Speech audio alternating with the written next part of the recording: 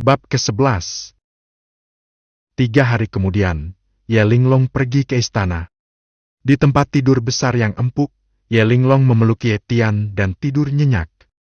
Ye Tian bermata merah. Di sisi lain, Ye Tian sudah lama bangun, tetapi dia terbungkus oleh puncak gunung dan tidak bisa bergerak sama sekali. Mata Ye Tian tidak bisa berkata-kata, merasakan tenggorokan takdir tertahan. Saya berpikir dalam hati, kapan saya akan menyingkirkan kehidupan bayi ini? Saya tidak ingin dipeluk sampai tidur. Sistem, ketika Anda besar nanti, Anda akan merindukan hari-hari ketika Anda dipeluk oleh Anda adik cantik untuk tidur. Jika dia tidak takut dengan hukuman ibunya pada Ye Linglong, dia pasti sudah menikmati dunia yang indah ini. Hei, adikku sudah besar sekali. Dia tumbuh dengan lambat. Biarkan aku memeluknya. Dahi Ye Tian hampir menjadi garis hitam.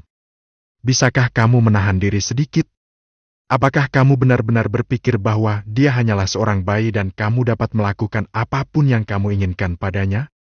Meski hubungan darah di antara mereka tipis, namun hal itu bisa diabaikan.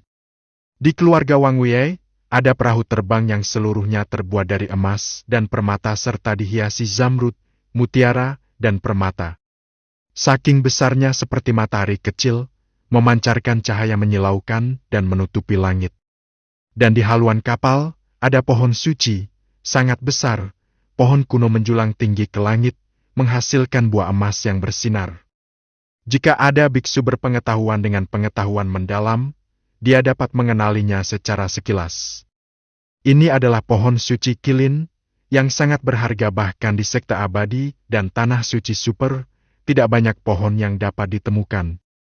Kini telah ditransplantasikan ke dalam kapal terbang. Hal ini menunjukkan betapa mengerikannya sumber keuangan pemilik kapal terbang tersebut.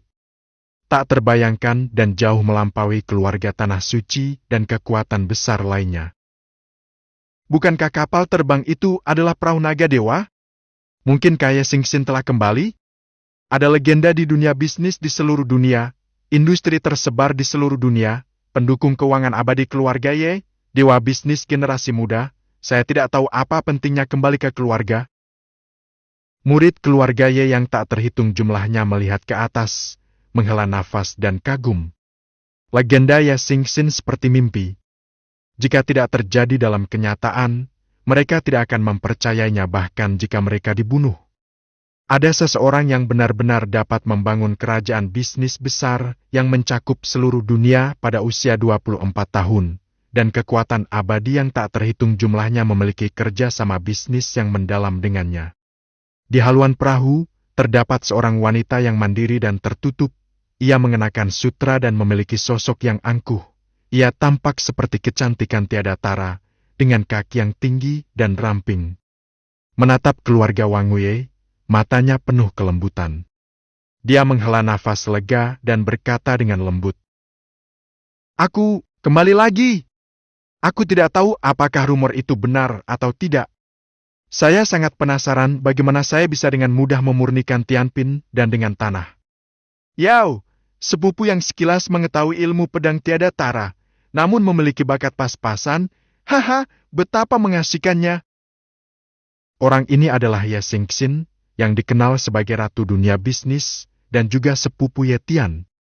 Saya awalnya menjalankan bisnis di luar, dan ketika saya mendengar bahwa Kaisar Dewa dan penguasa suci Aoci telah melahirkan seorang putra, saya awalnya ingin kembali menemui sepupu saya. Sayangnya, saya terlalu sibuk dengan bisnis, jadi saya menundanya sampai sekarang. Tanpa diduga, dalam perjalanan pulang, seseorang dari keluarga yang mengiriminya surat, menceritakan tentang Ye Tian, seorang bayi yang baru berusia beberapa hari, menunjukkan bakat luar biasa dan berbagai hal aneh. Ini membuat Ye Xingxin juga sangat tertarik padanya. Itu jelas merupakan tubuh fana, tapi bisa sangat mengejutkan. Kemudian dia melihat hadiah yang disiapkan untuknya di cincin luar angkasa dan merasa cukup puas. Saya mendengar bahwa sepupu saya ada di istana Linglong.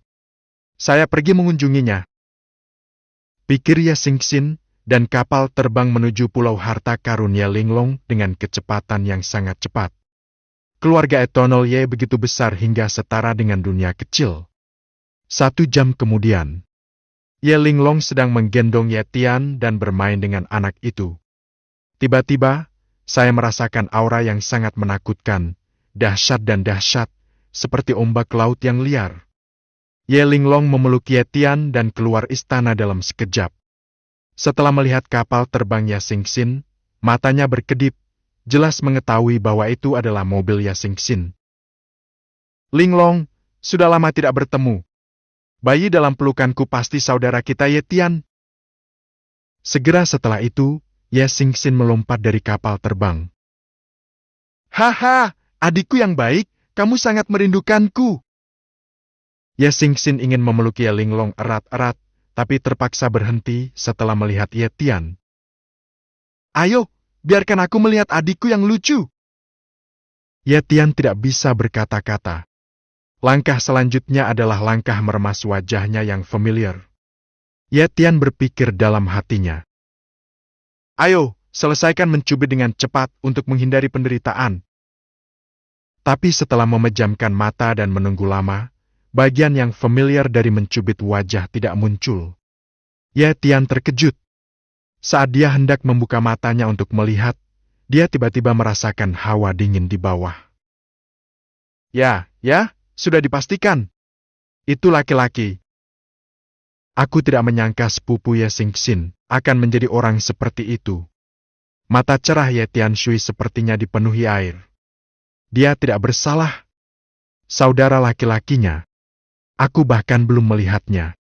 Ye Tian ingin menolak secara lisan, melambaikan tangan kecilnya yang gemuk, tapi dia hanya bisa mengeluarkan suara wah-wah-wah.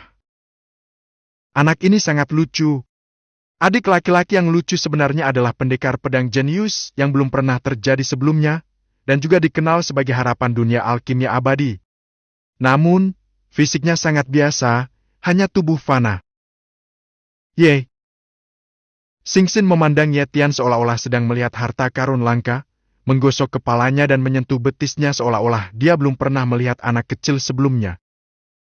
Ye Tian menangis, merasa sangat sakit. Tubuh bayi itu disiksa seperti ini. Ketika dia besar nanti, dia harus mendapatkan kembali kejayaannya. Oh tidak, mendapatkan kembali martabatnya. Mari kita mulai berbisnis. Aku juga mengetahui bahwa adik laki-lakiku mempelajari ilmu pedang yang tiada taranya secara sekilas dan menggunakannya. Karena aku sedang terburu-buru, aku tidak menyiapkan hadiah besar apapun, jadi aku hanya mengambil pedang. Setelah kata-kata itu jatuh, Ye Xingxin mengeluarkan cincin luar angkasa. Pedang tajam muncul di dunia, cahayanya bersinar, mengguncang masa lalu dan masa kini. Pancarannya tidak ada habisnya, dan terbungkus dalam aura kekaisaran yang sangat kaya. Seperti pedang ilahi dari seorang kaisar yang tak tertandingi, pedang itu membelah ruang dan mengabaikan segalanya. Seluruh tubuhnya bersinar dengan cahaya keemasan, seolah-olah terbuat dari emas suci, dan gagangnya diukir dengan pola naga emas, memancarkan tekanan yang sangat kuat. Ini, pedang kaisar. Ternyata itu adalah pedang kaisar yang terkenal. Dikabarkan bahwa ini adalah senjata ajaib eksklusif yang disempurnakan oleh kaisar kuno. Tak tertandingi dalam pembunuhan. Terlalu mahal. Ye Linglong berkata dengan takjub, menghadapi senjata ajaib seperti itu. Bahkan Ye Jianshen akan kehilangan ketenangannya. Jika pedang kaisar ditempatkan di dunia luar, itu akan cukup untuk menyebabkan badai berdarah. Bahkan keluarga abadi dan tanah suci super akan mengambil tindakan dan merebutnya dengan harga yang sangat mahal. Sekarang, berikan saja pada Ye Tian dengan mudah. Ye Tian, yang berada dalam pelukan Ye Linglong, mendengar bahwa sepupunya Ye Xingxin memberinya pedang ajaib, dan berkata pada dirinya sendiri. Tidak. Ding ding ding, program sistem rusak. Ding ding ding, sepupu tuan rumah sangat kaya sehingga dia memberikan pedang kaisar kepada tuan rumah. Ding ding ding, sistem telah memutuskan untuk memberi hadiah kepada tuan rumah. Itu hadiah, kotak pedang dewa.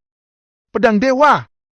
Kotak pedang, berisi 5 pedang dewa, termasuk pedang kaisar, pedang dewa surgawi, pedang kaisar surgawi, pedang iblis surgawi, dan pedang iblis surgawi karena kualitasnya terlalu tinggi dan inangnya tidak cukup kuat, hanya kualitas yang sesuai yang dapat digunakan. Bab ke-12. Ye Tian tercengang saat mendengar suara mekanis di benaknya, dan kemudian menjadi sangat marah. Sialan, sistem, apa yang kamu lakukan? Menurut apa yang dikatakan sistem, dia juga memiliki pemahaman tertentu tentang kotak pedang dewa. 5 pedang dewa adalah pedang kaisar, pedang iblis surgawi, pedang iblis surgawi, pedang dewa surgawi, dan pedang kaisar surgawi. Setiap pedang adalah pedang dewa tiada tara yang telah meninggalkan reputasi besar dalam sejarah kuno. Kualitasnya termasuk yang terbaik di antara prajurit kaisar dewa. Jika ada yang muncul di dunia, hal itu akan memicu persaingan di antara negara adidaya yang tak terhitung jumlahnya, dan bahkan dapat menyebabkan perang abadi. Dan saat dia berbaring telentang, dia hanya memasukkan 5 pedang dewa ke dalam tasnya. Intinya, tidak ada gunanya. Dia hanya ingin berbaring dan mati. Lupakan saja, sekarang hadiahnya telah diberikan. Kalau begitu mari kita letakkan di ruang sistem bersama dengan hal-hal sebelumnya. Ye Tian tidak peduli dengan benda ajaib ini, dan melemparkannya ke ruang sistem seperti sampah. Jika orang luar mengetahuinya, mereka mungkin akan memuntahkan darah dan patah hati.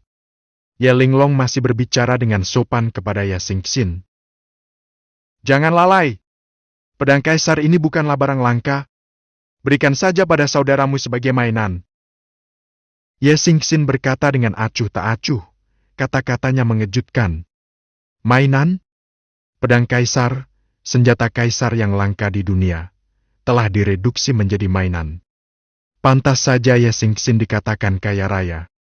Bahkan tentara kaisar dewa menjadi mainan di mulutnya, yang menunjukkan betapa buruknya sumber keuangannya. Benar saja, uang, di dunia manapun, adalah mata uang keras.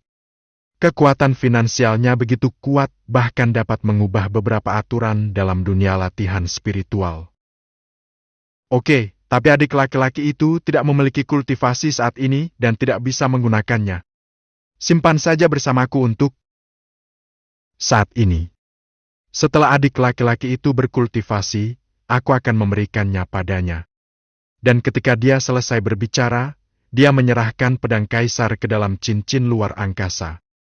Ye Xingxin memandang Ye Tian, geli, sangat bahagia, dan sangat menyayanginya. Benar saja, gadis itu tidak memiliki perlawanan terhadap anak lucu itu. Adikku terlalu sibuk dengan urusannya. Kamu tidak bisa tinggal lama-lama. Ini adalah kartu emas hitam tertinggi yang diberikan kakakku padamu. Mereka yang memegang kartu ini dapat berpartisipasi di berbagai ruangan perdagangan di seluruh dunia. Ini memiliki pengaruh yang besar. Anda dapat menghabiskan uang tanpa batas di kamar dagang Tianbao saudara perempuan saya. Ye Xingxin tersenyum dan mengeluarkan kartu dari cincin luar angkasa. Seluruh tubuh bersinar dengan kilau gelap, dan itu sangat mulia. Saat dia melihat kartu ini, Ye Linglong kehilangan ketenangannya. Ini adalah kartu emas hitam tertinggi dari kamar dagang Tianbao, yang langka di seluruh dunia. Rumornya, sejak kamar dagang Tianbao didirikan, hanya 3 eksemplar yang diterbitkan. 1 potong untuk Ye Junlin, kaisar dewa saat ini, dan 1 lagi untuk Ye Xingxin, pendiri kamar dagang Tianbao. Yang terakhir ini jatuh ke tangan Ye Tian, seorang bayi yang baru berusia beberapa hari. Pemegang kartu ini dapat membelanjakan sebanyak yang mereka suka di kamar dagang Tianbao, yang memiliki bisnis di seluruh dunia, dan dapat menarik sumber daya sesuka hati tanpa batasan apapun.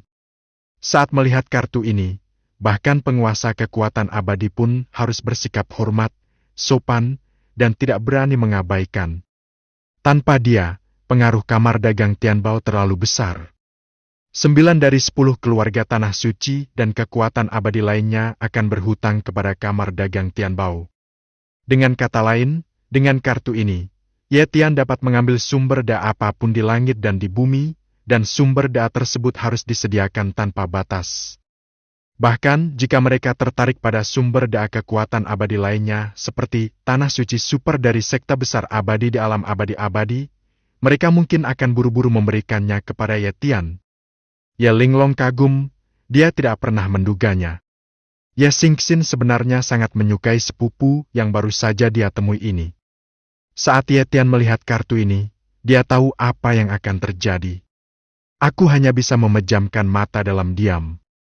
Setelah beberapa saat, suara sistem berbunyi. Ding ding ding, program sistem rusak. Ding ding ding, terdeteksi bahwa sepupu tuan rumah memberi tuan rumah kartu emas hitam tertinggi. Ding ding ding, sistem ditingkatkan secara otomatis, dan sistemnya sedang ditingkatkan. Ding ding ding, sistem sedang ditingkatkan. Sukses, mulai mode uang tanpa batas. Mode uang tak terbatas. Tuan rumah memiliki uang dan batu spiritual tanpa batas di dunia ini, dan Anda dapat membelanjakannya sesuka hati. Jika kamu melihat apa yang kamu inginkan, beli saja.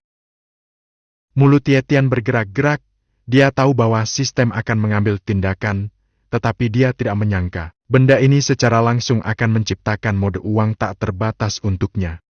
Namun, dia juga menemukan karakter dari sistem ini, yang sangat kompetitif dan bersikeras bersaing dengan anggota keluarganya untuk melihat siapa yang memperlakukannya lebih baik. 1 detik sepupunya memberinya kartu emas hitam tertinggi, dan detik berikutnya dia terbangun dalam mode uang tak terbatas.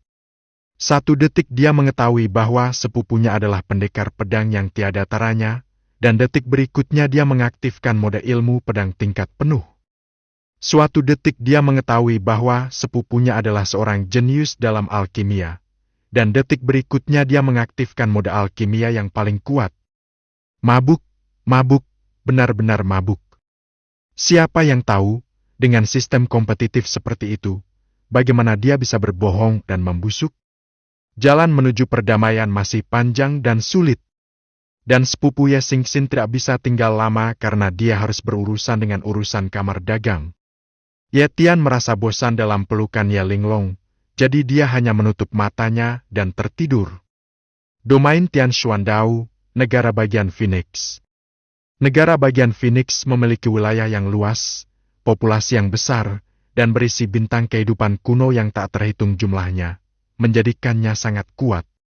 Meskipun tidak sebaik negara bagian Huangji, yang telah lama didominasi oleh keluarga Ye, negara bagian ini masih termasuk di antara ribuan negara bagian di domain Tian Xuandao, dan cukup untuk menjadi yang terbaik. Kekuatan dominan di negara bagian Phoenix adalah negara kuno yang disebut negara kuno Phoenix. Negara Phoenix kuno memiliki warisan yang panjang dan sangat mulia. Di ruang belajar di istana kuno, seorang pria parubaya sedang menulis dengan pena tinta di tangannya, menghadap ke selembar kertas beras. Kekuatan menulisnya sekuat naga, keagungannya agung, dan dia bisa berbicara kepada dunia. Terlihat dari fontnya bahwa orang tersebut memiliki ambisi heroik untuk menguasai dunia dan bersaing di Central Plains. Di sampingnya, seorang kasim tua dengan hati-hati menunggunya dan mempelajari tinta untuknya. Identitas orang ini sekarang terungkap, dan dia adalah pemimpin kerajaan kuno Phoenix. Saya mendengar bahwa putra kaisar dewa keluarga Ye yang abadi telah lahir. Penguasa kerajaan Phoenix tiba-tiba berkata. Kasim tua itu mengerti dan segera berkata. Yang mulia, ya, dikabarkan bahwa putra kaisar dewa lahir dengan tubuh fana dan bakat rata-rata. Tapi, menurut informasi yang dapat dipercaya, bayi itu hanya berumur beberapa hari dan dapat dengan mudah sungguh mengejutkan untuk menyempurnakan ramuan surgawi yang mengembalikan sifat aslinya, dan mempelajari ilmu pedang yang tak tertandingi dalam sekejap. Menurut tebakan Menteri Lama, Kaisar Dewa ingin dengan sengaja menyembunyikannya berita bahwa putranya adalah seorang jenius yang tiada taranya, sehingga dia bisa naik ke surga setelah dia lahir. Silakan dan tekan semua musuh di dunia. Penguasa kerajaan Phoenix berpikir sejenak dan berkata, keluarga Ye punya telah menjadi penguasa surga selama beberapa generasi dan tidak pernah menolak. Kelahiran putra Kaisar Dewa ini mungkin merupakan sebuah peluang. Penguasa kerajaan Phoenix sama bijaksananya dengan seekor anjing tua. Kerajaan kuno Phoenix telah sudah lama ingin menjilat keluarga Ye abadi, tapi sayangnya belum sempat. Sekarang setelah putra Kaisar Dewa lahir, dia adalah tuan muda keluarga Ye Abadi dan akan menjadi kepala keluarga Ye Abadi di masa depan.